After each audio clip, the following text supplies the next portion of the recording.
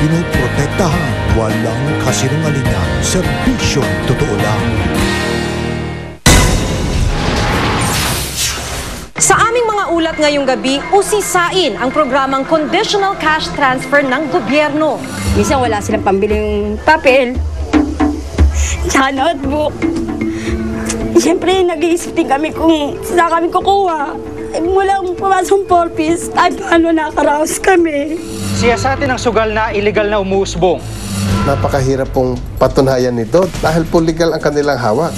Sinasabi nung operator ng STL na lehitimo niyang mga empleyado yung hinuli ng ating kapulisan. Kilalanin at kilatisin ang binansagang Little President, Executive Secretary Paquito Ochoa. I just don't believe that my primary role as Executive Secretary is to go out and talk. My primary role is to support the President. Tutukan ng mas malawak na paglalantad ng mga issue at kontrobersya dito sa Reporter's Notebook. 30% raw ng mga Pilipino ang mulat sa kahirapan. Sagot nga ba ang programang conditional cash transfer ng pamahalaan sa dinaranas ng mga salat sa buhay?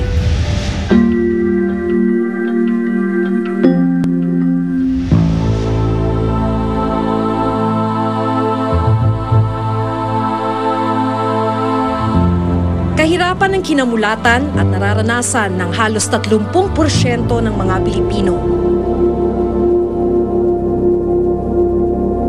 Problemang nagbubunga ng sanga-sangang suliranin sa lipunan.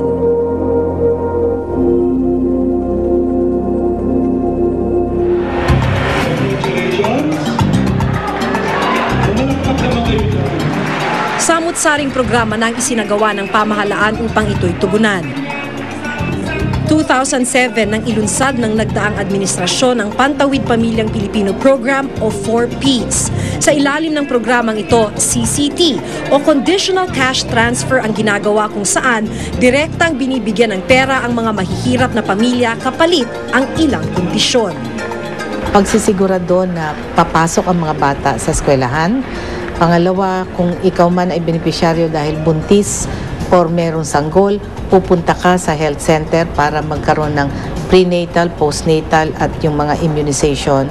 At pangatlo, dadalo ka nga dito sa tinatawag naming family development sessions.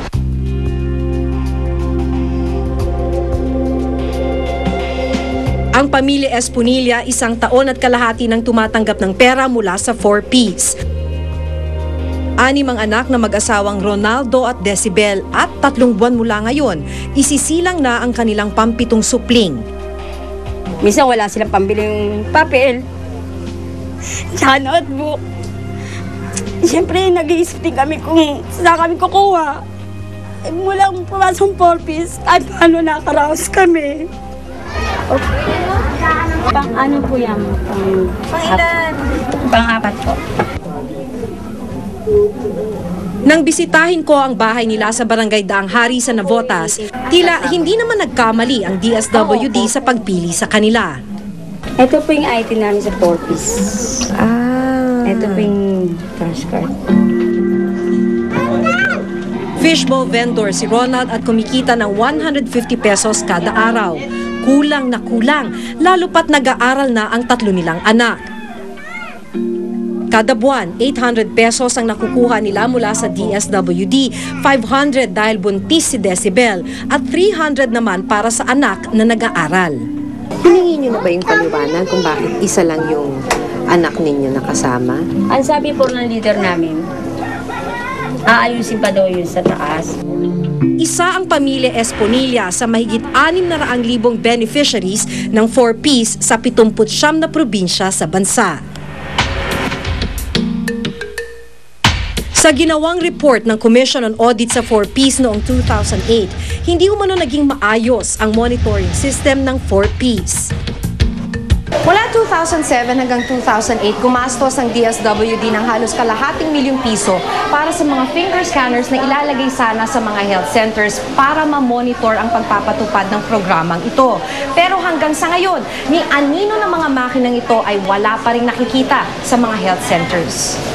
Ngunit puna ng COA, imbes na gamitin ang mga machines, nagpa-print na lamang ang DSWD ng mga booklets kaya manual ang naging monitoring ng mga miyembro. May natanggap po ba kayong finger scanner mula sa DSWD para sa 4-piece? Basta Machine po yun. Opo, wala po kami nakikita. Ganito ang itsura ng 4-piece family booklet. Ginagamit ito para ma-monitor ang mga nabenepisyohan ng proyekto. Dito, nire-record kung nabakunahan na ba ang mga bata, kung pumapasok ba sila ng eskwelahan o nakakabisita ba ng health center ang mga nagdadalang tao.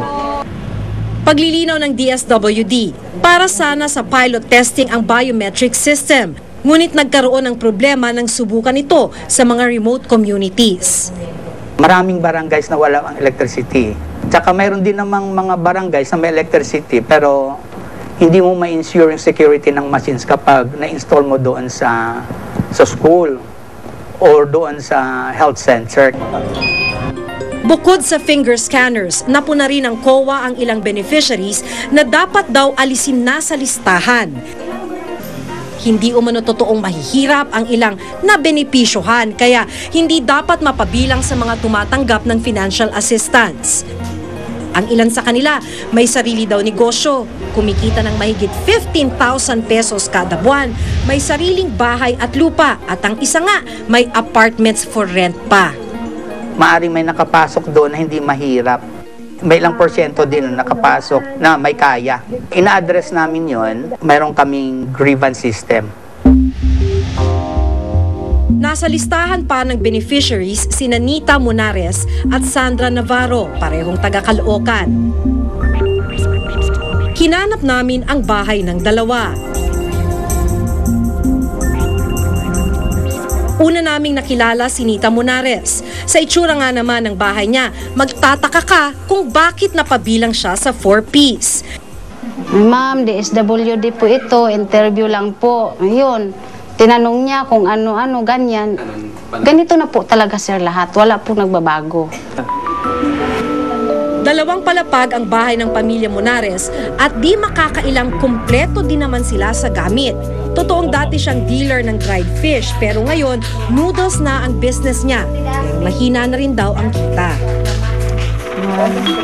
Malaki lang ang papasalamat ko na nakasali ako sa 4-piece kasi malaki po talagang tulong doon sa mga anak ko. Kasi may nakapagsumbong daw sa'yo na mayaman ka raw, marami ka raw business, may nagpapalinding daw po ako. Sabi ko ay hindi po yan totoo. Dahil dito matagal na naputol ang kanilang benepisyo. Pero pagkalipas ng isang taon, balik 4-piece ulit sila. Ilang hakbang lang mula sa bahay nila Nita, natuntun namin ang bahay ni Sandra Navarro. Mayaman daw po ako. Meron daw po akong palaisdaan, tapos 5-6. Tapos meron din daw po akong yung apartment for rent po. Asawa po ko po abroad. Wala naman pong katotohanan yun. Sa sitwasyon ko po, may naman po ako, point naman po ako na pwede po ako makasama kasi talagang minsan kapos nga rin po. Ganun. Nakapag-alista kami sa listahan ng 16,000 beneficiaries na hindi dapat maging benepisyaryo. Upang tuluyan na tayong makaahon sa kahirapan. Ipinagpatuloy ng bagong administrasyon ni Pangulong Aquino ang programang 4-piece ni dating Pangulong Arroyo. Lampas doble po ang bilang ng mga pamilyang matutulungan ng conditional cash transfers.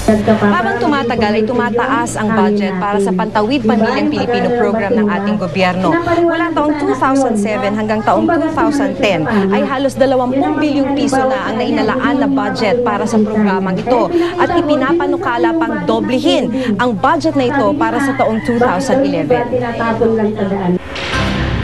Pero sa budget hearing para sa DSWD, 26 na kongresista ang pumila upang kilatisin ang pondo ng CCT. Kabilang na ang dating Pangulo at ngayon Congresswoman na si Gloria Arroyo na unang nagpatupad ng programang ito. I've been there, Mr. Speaker. The implementation is certainly not that simple. Kung ikukumpara ang mga nagdaang budget ng DSWD, mapapansing ito na ang pinakamalaking pondong hinihingi ng ahensya. Sa 21 bilyong piso na hinihinging pondo, 715 million pesos ang para sa pasweldo at 1.6 billion naman para sa training ng mga empleyado. welfare aspect siya talaga. Hindi siya productive, hindi siya developmental, hindi siya job creation. Kung hindi siya nakabalangkas sa isang pangmalakihang programa ng paglikha ng trabaho para sa milyong-milyong Pilipino, ano man ang sinasabing pag-unlad ng human capital, kapag lumaki sila, wala pa rin silang trabaho at lubog pa rin sa kahirapan ng kanilang pamilya. Parang ang nangyayari nga, ang nakikita lamang at naririnig ay yung 4Ps at conditional cash transfer, bagamat pinaliliwanag namin na ang aming pagpuksa sa kahirapan ay may 3 elemento. Hindi sa Pilipinas kung hindi sa Latin America nagsimula ang conditional cash transfer. Sa buong mundo, 26 na bansa na ang gumagamit ng sistemang ito. Ngunit bagamat tagumpay ito sa ibang bansa, pangunahing kritisismo pa rin dito ay ang pagiging dole-out umano ng programa dahil sa direktang pagbibigay ng pera sa mga mahihirap. Hindi ito dole-out sapagkat may partisipasyon at responsibilidad ang mga benepisyaryo. Hindi sila nag-iintay lamang na bigyan ng pera. 5 taon lamang makakakuha ng financial assistance ang mga miyembro ng 4Ps, kabilang na ang pamilya ni Decibel. Ang 4Ps naman, alala lang naman sa pamilya. Pag inaasahan mo yun, wala akong mangyayari sa buhay ng tao. Bawat sentimong ibinabahagi sa mga mahihirap, pantawid gutom na sa araw-araw. Ngunit sa kabila ng di matapos-tapos at kabit-kabit na mga isyong nakasandal sa kahirapan, sana hindi na kailangang abutan pa ng pera ang mahihirap upang makapasok sa eskwela, makapag-check up ang mga buntis at may ayos ang kanilang kalusugan. Sa halip mapaigting pa ang mga pangmatagalang proyektong tutugon sa mga pangangailangang tila ipinagkait na rin sa kanila ng kapalaran. Ako si Maki Pulido at ito ang nakatala sa aking Reporter's Notebook. Napakahirap pong patunayan nito dahil po legal ang kanilang hawak. Sinasabi nung operator ng STL na lihitimo niyang mga empleyado yung hinuli ng ating kapulisan.